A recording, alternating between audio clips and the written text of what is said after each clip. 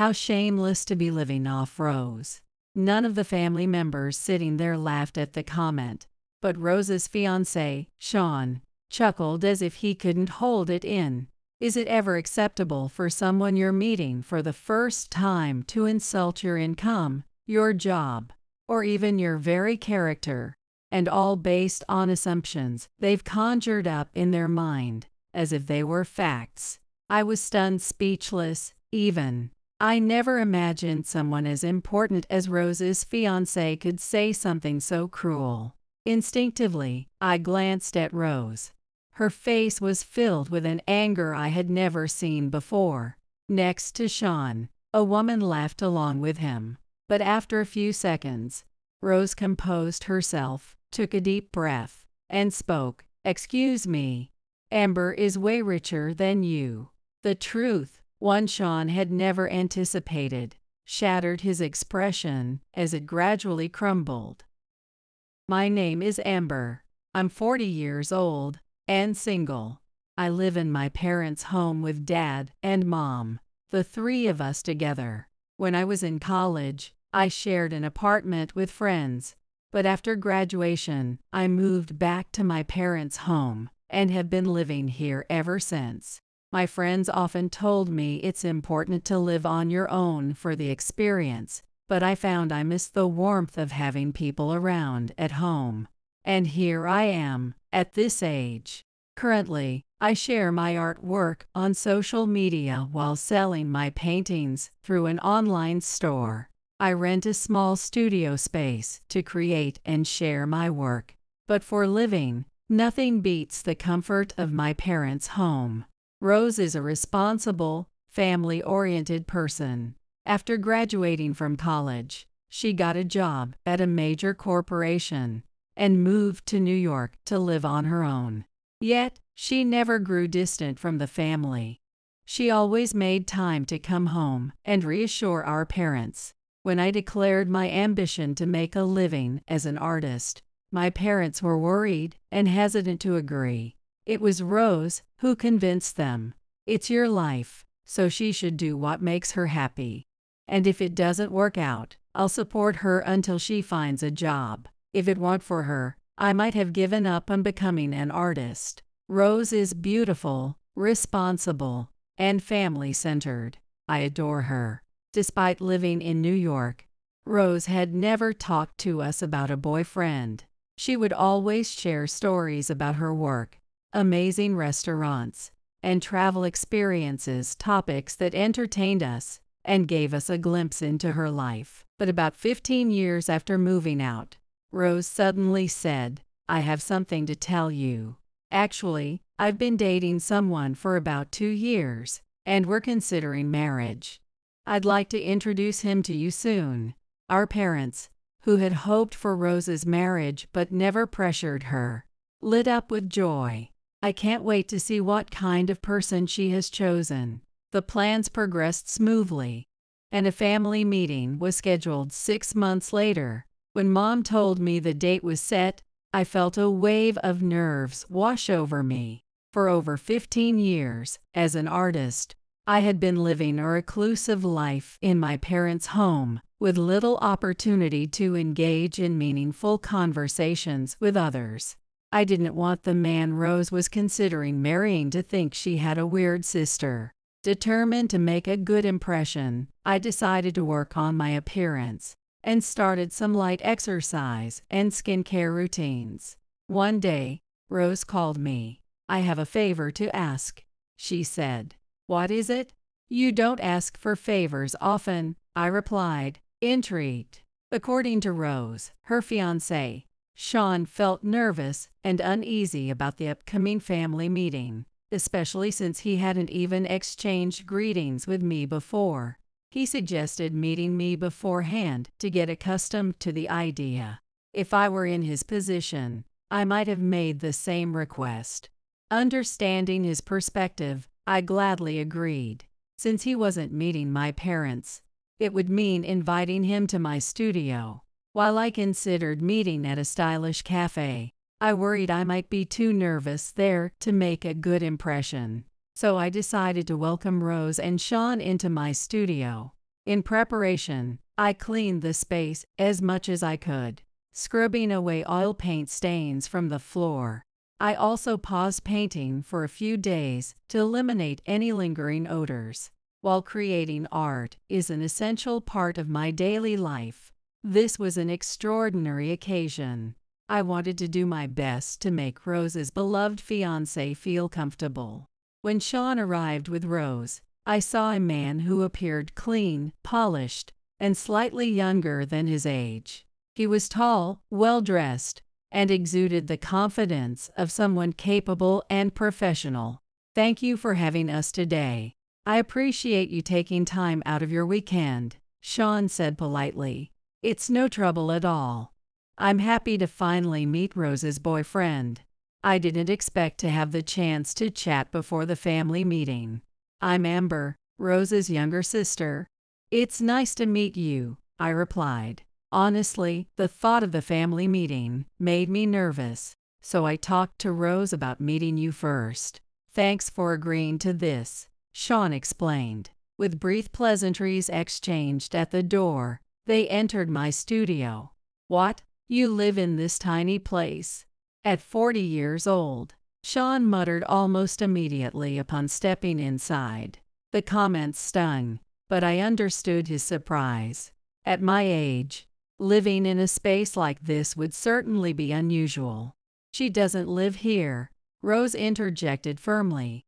"She's an artist, and this is her studio where she works on her pieces." "That's right. Sorry to surprise you. This place is perfect as a studio. It has great natural light and a nice view." "So you're an artist, I see," Sean said, nodding as though something had clicked in his mind. But his expression remained sharp, and I worried I had made a poor impression. However, Sean's demeanor shifted unexpectedly, brightening as he started chatting and sharing a meal with us. I found myself forgetting my initial unease and began looking forward to the family meeting. The day of the family meeting arrived. It was set to take place at a restaurant in New York that Rose had reserved in advance. Sean's father had passed away, so the only family member joining from his side was his mother, Ellie. Our family arrived slightly later than Sean's, and Ellie greeted us with elegance and poise. She was an older woman, yet carried herself with grace and refinement. "Thank you for traveling all the way to New York today. Since my husband has passed, it's just me representing our family. I'm pleased to meet you all," Ellie said with a gentle smile. "Thank you for choosing such a lovely restaurant. We've been looking forward to today. It's a pleasure to meet you." After exchanging pleasantries, we all took our seats. The dishes were exquisite, and I felt so nervous I could barely take a bite. "I'd love to hear more about Sean and Rose." "Yes, tell us what you like about each other," my mom added enthusiastically, sparking lively conversation between the mothers. "We both work at the same company," Sean began with a smile. "I was originally assigned to a department that often required overseas travel, so I didn't have much time for relationships. But when I settled into the main office, that's when I met Rose," he explained. "I was curious about what kind of work kept him overseas, so I struck up a conversation," Rose added. "Rose is incredibly dedicated to her job. I even heard from her supervisor that the company's significant growth in revenue was largely thanks to her. I was really drawn to her because of that. I had more or less given up on things like romance and marriage. But Sean is someone I respect deeply, both as a person and as a colleague." He caught my attention. Hearing about their wonderful relationship brought a smile to my face. But the warm atmosphere shattered in an instant. "Rose is such an incredible person, and I'm convinced there's no one else I'd want to marry. But there's one thing I just can't accept," Sean said, his tone suddenly sharp. "What? What do you mean?" Rose asked, visibly confused. "Amber, you've made it to 40 without holding down a proper job. How do you justify that? He demanded, his eyes narrowing as he turned to glare at me. The pleasant mood from moments before was entirely gone, replaced by a suffocating tension. I stammered, unable to find words. When I met Amber before, I thought it would be nice to greet her ahead of today, but I didn't expect her situation to be this bad. Hey, what do you think you're saying to my sister? Rose snapped. Calm down, Rose. She lives in that tiny, dirty room. And doesn't she take $2,000 from you every month? At Sean's accusation, Rose went quiet for a moment, clearly trying to process what she had just heard. How do you even know about that? Did you go through my financial records without asking?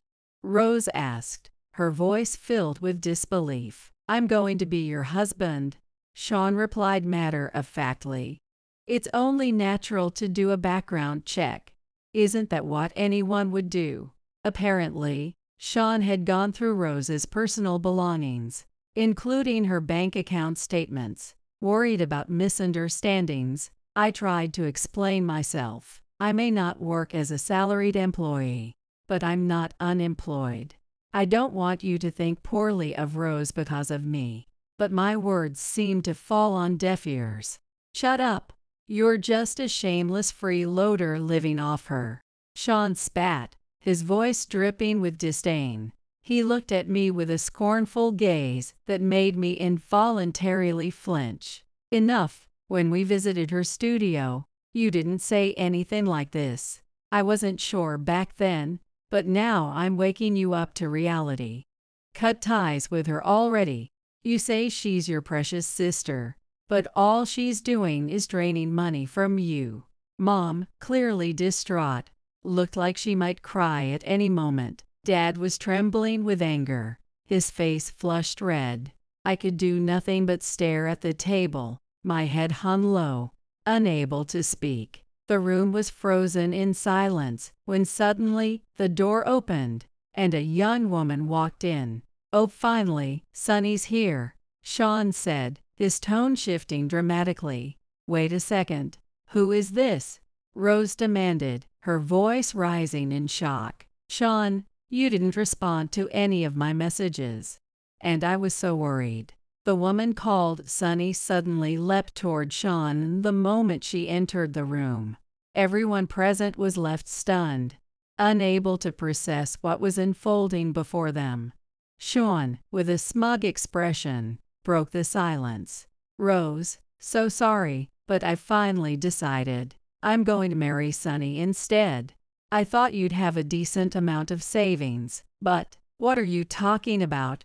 Rose asked, her voice trembling in disbelief. How can you not be embarrassed, supporting a sister like that? I'd rather be with someone younger. Sonny, unlike you, listens to everything I say without question. Standing next to Sean, Sonny looked down at us with a triumphant smile. Of course I do. I've already cut ties with my parents because Sean asked me to. And I've been saving up so we can get married, Sonny said proudly. Exactly. That's why we're leaving now. I asked Sonny to wait so we could finalize things during this family meeting. Rose, if you're going to keep defending Amber, then I don't need you anymore. Sean, seemingly satisfied after saying his piece, stood up and started to leave with Sonny. Wait a moment. I couldn't let things end like this. I called out to stop Sean and Sonny. Was it fair for someone I'd just met to judge my life, my income, and even my character so harshly, and based entirely on assumptions? I hadn't expected Rose's fiancé to say such cruel things.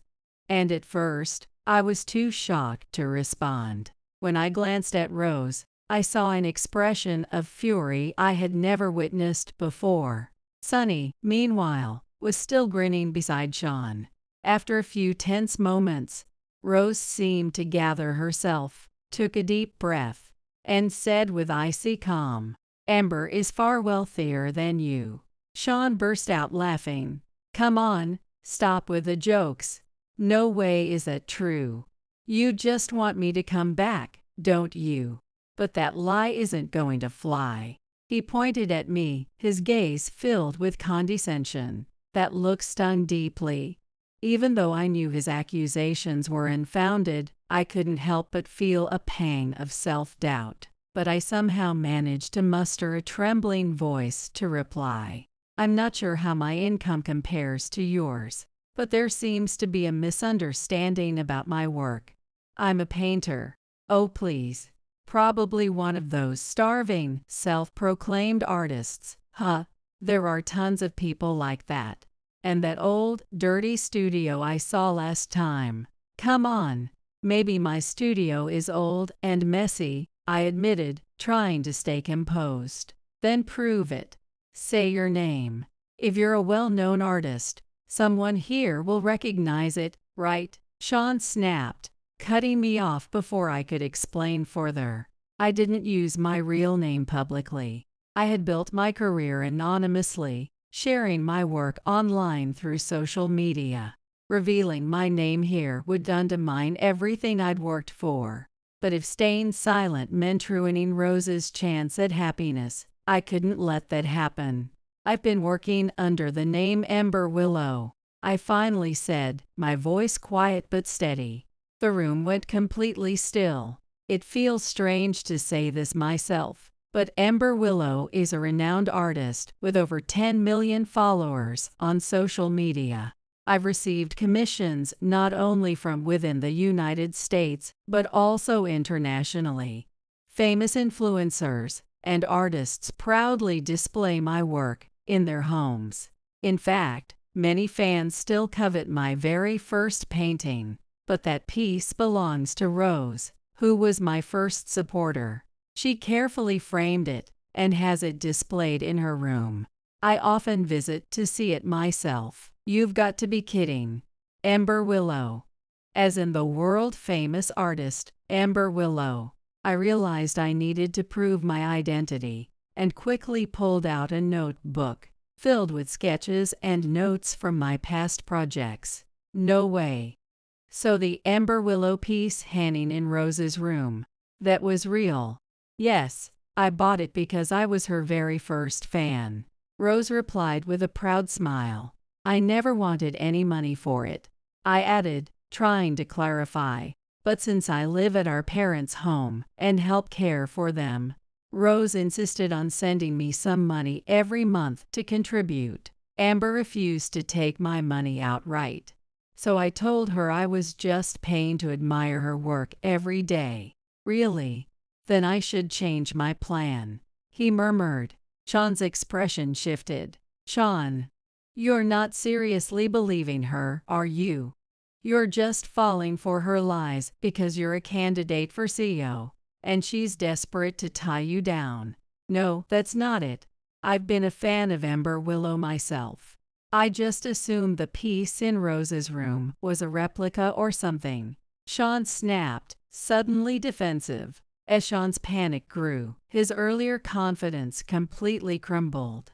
Rose, watching him carefully, decided to confront him directly. Sean, are you seriously planning to marry Sunny? She seems to know quite a lot about your status as the next CEO. You must have shared plenty of details with her. This was the first I'd heard about Sean being a potential CEO, and I couldn't help but wonder if Rose was okay letting such a promising prospect go. Give me a moment to think. It's true that I might have gone too far with Ember earlier, but you've got to understand my concerns. I was worried about having an unemployed family member in my life. Having realized who I was, Sean seemed eager to change his tone and steer the conversation back toward marrying Rose. His behavior was beyond selfish. Then how do you explain openly admitting to cheating on me? At that moment, Rose laughed, as though something had clicked for her. Everyone in the room was slightly taken aback, but Rose's face turned serious as she faced Sunny. Sunny, I have some good news for you. I won't be marrying his man.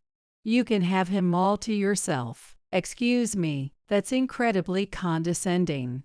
But whatever.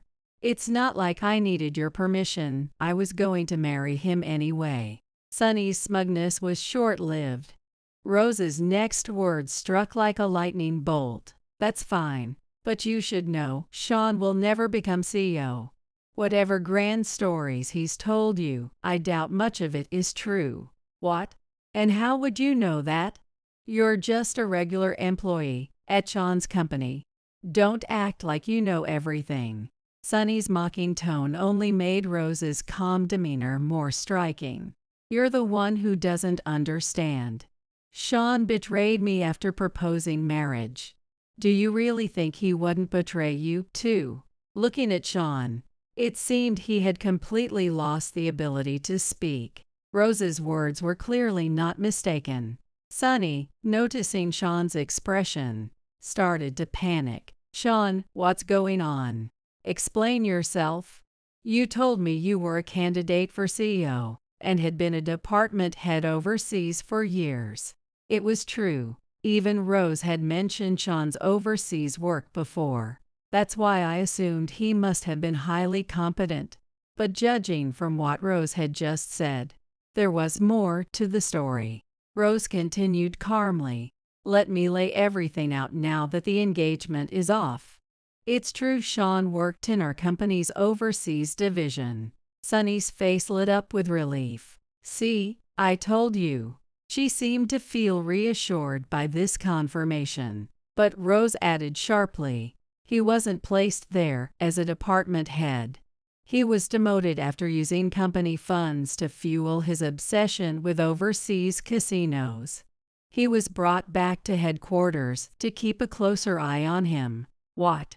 I only found out about it a year into our relationship, but he seemed determined to change and had worked hard enough to earn my respect again, which is why I eventually agreed to marry him. Sunny, now glaring at Sean, asked with a mix of anger and disbelief, so the CEO candidate thing was a lie too? Not entirely. The offer to become a CEO candidate was originally directed at me, not him. There was an awkward pause before she continued. But Sean managed to contribute significantly to the company's sales and repaid every cent of the embezzled funds. In fact, he helped turn a significant profit. So I advocated for him to be considered for the role of CEO as a way to give him a second chance. Wait, what? I wasn't told any of this.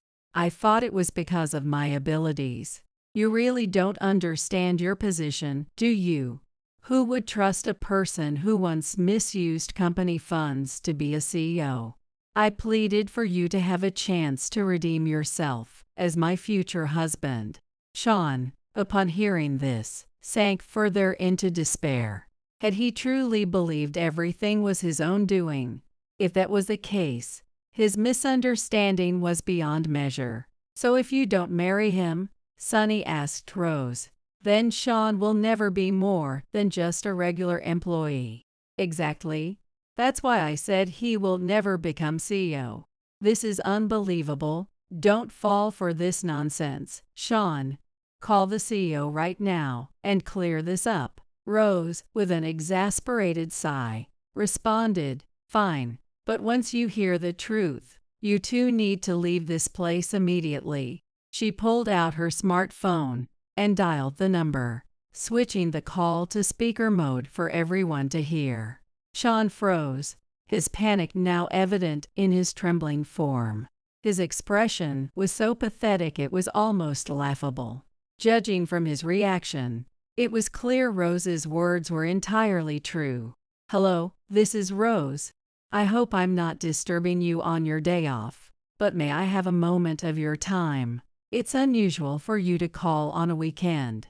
What's going on? To be direct, Rose began, I'm calling to inform you that my engagement with Sean has been called off.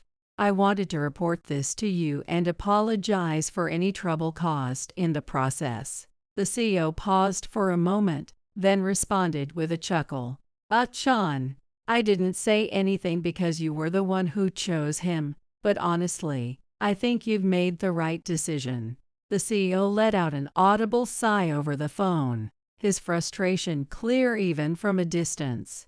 Sean had already misused company funds once before, so we conducted a background check when his name came up as a candidate for CEO. Just earlier, we discovered he's been involved with multiple women, even while being engaged to you. It seemed his actions had not gone unnoticed by the company. You investigated him. I see. Multiple women, you say. One of those affairs is exactly what led me to call off our engagement. Given the nature of the CEO role, we had to ensure he was genuinely reformed. But Rose, your contributions to the company have been outstanding, and it's true that we were considering you as the next CEO. The sincerity in the CEO's voice reflected his respect and gratitude for Rose's efforts. Despite your dedication to supporting Sean, you didn't deserve this betrayal. If you decide to pursue legal action, we have evidence to back you up. Just let me know. The CEO's voice was gentle, and you could hear the desire to save Rose in his tone.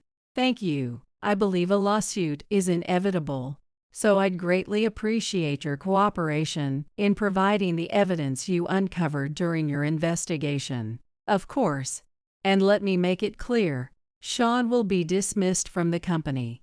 As for you, Rose, I want you to remain with us as a leading candidate for the CEO position. I understand this must be a difficult time, but the company fully supports you. Thank you very much. I'll see you at the office soon. When Rose ended the call, Sean and Sunny were left standing there, utterly speechless. Their faces betrayed the realization that they had lost everything. What did he just say? Multiple women. What is this, Sean? I only dated you because you said you were going to be the next CEO. Were you telling every woman the same thing? Sunny demanded. Sunny, it's not like that. The CEO has a habit of exaggerating. What am I supposed to believe now? You can't hold down a job or a relationship. What use could anyone have for you? Sunny spat. What? After everything I bought for you, this is how you talk to me. You only enjoyed that lifestyle because I worked hard for it. Pay me back for all the money I've spent on you. Sean shouted, his anger boiling over. Hearing Sean demand repayment from a younger woman was pathetic, to say the least. And just as Sunny said, Sean had never been able to make even one of his girlfriends happy. And now, even after being given a second chance by the company he had betrayed, he was betraying them again in a different way. Sunny, in fact, had never stayed with Sean for who he was. She had only been with him because he spent money to entertain her. Sean was seriously misunderstanding things. Watching all this unfold was painful. Sean, do you really think Sunny was ever genuinely in love with you? Rose asked calmly, looking at him with pity. Still in denial, Sean glanced at Rose with uncertainty. But Sunny always did whatever I asked. She cut ties with her family when I told her to, and she even said she wanted to have a baby with me. Oh, you have a child? Rose inquired, her tone tinged with mockery. Realizing his mistake, Sean hesitated before answering. Well, yes, I mean, we talked about it because you were never interested in the idea, Rose. Sunny burst out laughing, her derision clear as she looked down at Sean. Sean couldn't even begin to understand why Sunny was laughing so much. Are you seriously this stupid? Did you really think I wanted to marry you out of love? God, no. Then, everything you said was a lie. What about the baby? I even paid for all the medical expenses. Sean exclaimed, his voice tinged with desperation. Of course it was all fake, you idiot. I just wanted to milk you for every penny I could. That money, gone. I spent it all ages ago, Sunny said with a smug grin. It was clear now. Sean and Sunny had been deceiving each other.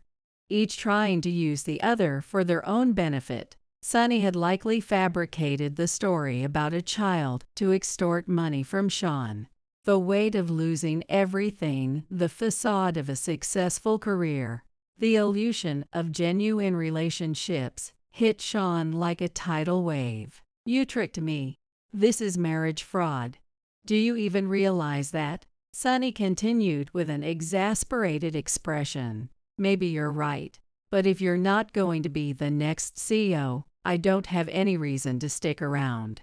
You're useless to me now. I'm leaving." "Sunny, wait. I still have what it takes to become CEO," Sean pleaded, crawling on the floor after her apathetic sight. "You have nothing left, Sean. The family you could have cherished, the position you could have earned, the job you could have excelled in, it's all gone because of you." Both Sean and Sunny had strayed so far from basic human decency that they seemed utterly lost. As Sunny stormed out, she slapped Sean across the face, glaring at everyone in the room before leaving without another word. After she left, Sean shuffled over to Rose, starting his attempt at an apology.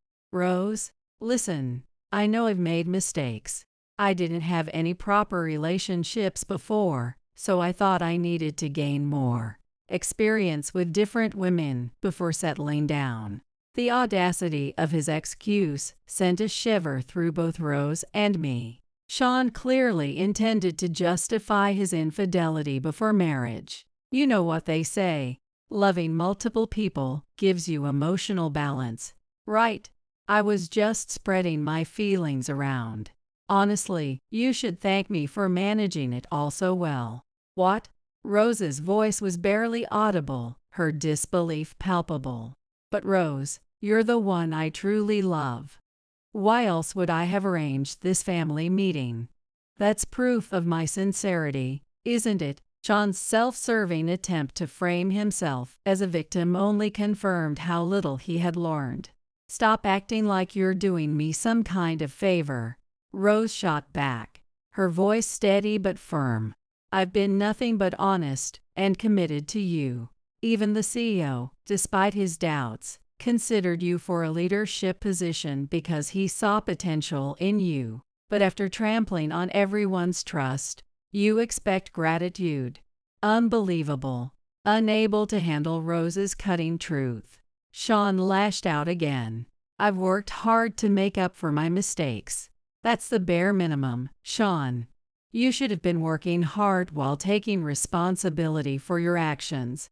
Rose countered sharply, and she was absolutely right. Despite being given chances to redeem himself, Sean had deluded himself into believing his survival was due solely to his own abilities, disregarding the goodwill of those around him. "Amber, you understand, don't you?"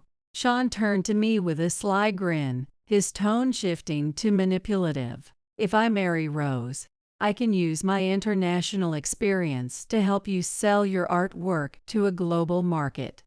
Imagine how rich you'll become.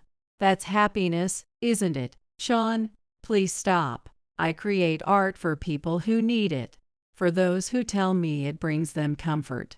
It's not about money," I said, my voice raised in frustration. I had had enough of his selfishness. "I don't care who buys my art, I care about why they buy it. And after how you've hurt Rose, you have no right to involve yourself in anything I create." My words must have struck a nerve because Sean's composure cracked. He began shouting again, his tone venomous. "Don't get cocky. You're just some social media famous nobody. In the real world, you're nothing but a socially inept loser who can't even get married." "That's enough." The voice came from Ellie, who had been silent until now. She stood and addressed Sean with a rare, stern authority. I later learned from Mom that Ellie had fainted briefly earlier, overwhelmed by the revelations of Sean's embezzlement and infidelity. But now she was resolute. "I've never had a husband, but I raised you to be someone I could be proud of. All I wanted was for you to be happy. And now, after finally hearing talk of marriage, This is what you bring to me. Enough is enough, Sean. Mom, wait, please. Sean stammered, panicking, as the weight of Ellie's words began to sink in. I'm cutting ties with you today. I can't believe you followed the same path as your father. But this is reality. Accept it and atone for your actions. Wait, Mom, don't leave me alone. You can't really cut ties with me, can you? Sean, still in shock from his mother's words, was interrupted by my dad, who entered the room and took control of the situation. Sean, enough. I won't let you marry Rose. You're the kind of person who hurts others and feels nothing. Stay away from Rose for the rest of your life. Don't ever show your face to her again.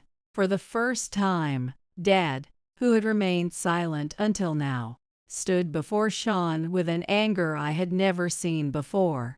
I could see Dad's fists trembling, and it broke my heart. I knew he had been looking forward to this day, only to have it end in such a way. Please wait.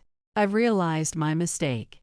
Today I've come to understand how important Rose is to me. At this point, Sean tried to claim he still cared for Rose. Rose sighed deeply at his words and turned her face away, unable to bear his pathetic attempt at redemption. Dad, hearing Sean's shameless words, grew even angrier. None of your excuses matter. Dad's voice raised, shaking with fury. Had I ever seen Dad so dependable and enraged before? Leave here immediately. Otherwise, I might just lose control and punch you. Dad had never been so furious, having witnessed his daughters being insulted. I had never heard him shout like that before. Seeing Dad like this, Sean began trembling, tears streaming down his face. Perhaps he couldn't believe things weren't going his way. For some reason, he acted as though he were the victim. It was pathetic how he kept making excuses despite knowing nothing could change now. Ellie, trying to maintain composure, apologized to all of us and made Sean apologize as well before dispersing the meeting. We stood there, frozen for a while, stunned by the storm of events that had just unfolded. This kind of disastrous family meeting felt like something out of a novel, something we never imagined would happen. Rose and Sean broke off their engagement, and Sean was required to pay a settlement fee. Thanks to a background check conducted by the CEO, several women who had been deceived by him came forward with their contact details. These women shared their information with each other and collectively demanded a settlement fee from Sean. Regarding my name as an artist mentioned during the family meeting, I made sure to get Sonny's agreement not to bring it up again. It was revealed that Sean had been obsessed with gambling in the past and, even after returning to America, continued to gamble excessively. He had accrued substantial debts. He had called me unemployed, yet he himself was buried in debt. Sean had targeted wealthy women, particularly those in high positions at companies, and manipulated them into paying off his gambling debts under false pretenses. The total debt was over $1 M, and he had convinced these women to sever ties with their families, using marriage as a tool to manipulate them. As a result, these women lost their homes and their families. Later, I learned from Ellie that Sean's father had also fallen into gambling and had tried to earn money by engaging with multiple women. This behavior led to the divorce right after Sean was born. The story that Sean's father had passed away was a lie. In reality, it was concealed because Sean feared revealing the truth would end his potential marriage. Sean, now drowning in debts and forced to pay multiple settlement fees to the women he deceived, had been fired from the company. He was facing a lawsuit for embezzling company funds to support his gambling habits. The settlement fees for the marriage fraud would not be the end of his problems. Eventually, Sean was charged with embezzlement and was sentenced to prison. Had he faced Rose, the company, and grown as a person, none of this would have happened. Of course, he was disowned by Ellie, and he would now walk a lonely path for the rest of his life. With his prison sentence, finding a job would be impossible, and he would be stuck paying the settlement fees with a meager income. A harsh life awaited him, that much was certain. After everything that happened, I couldn't help but feel as though my profession had been belittled, and my spirits were low. However, I also began to realize that, in a way, it was for the best that Rose was able to break up with Sean because of this incident. As the CEO had discussed with Rose, she was appointed as the next company president, being the first female president. She was receiving a lot of expectations. Rose was dedicated to creating a company that would be more comfortable for women to work in, focusing on reforms for maternity and paternity leave, and aiming to make menstrual leave more widely available. As a result, last year, the number of female applicants tripled compared to the previous year, and Rose was pleased to see that the company had gained more talented employees. She also mentioned that the company's revenue had increased, though Dad and Mom had been exhausted by everything that had happened. Watching her work so hard and move forward with determination, they too began to look ahead. After retiring, they had been staying at home, but recently, they started taking trips together as a couple. As for me, this incident made me realize I wanted to increase my interactions with others, so I decided to attend a cooking class. While I already knew how to cook, I started the classes with the desire for Dad and Mom to experience more types of food. It was there that I met a man in his 40s, and we are now dating. He is patient with me, understanding my difficulty with communication, and through the cooking classes, we have gradually grown closer. After the whole Sean incident, I feared that revealing my profession would make him see me differently, so I kept it hidden for a while. Now I am grateful to be in a relationship with someone who accepts me for who I am, and I cherish this newfound happiness.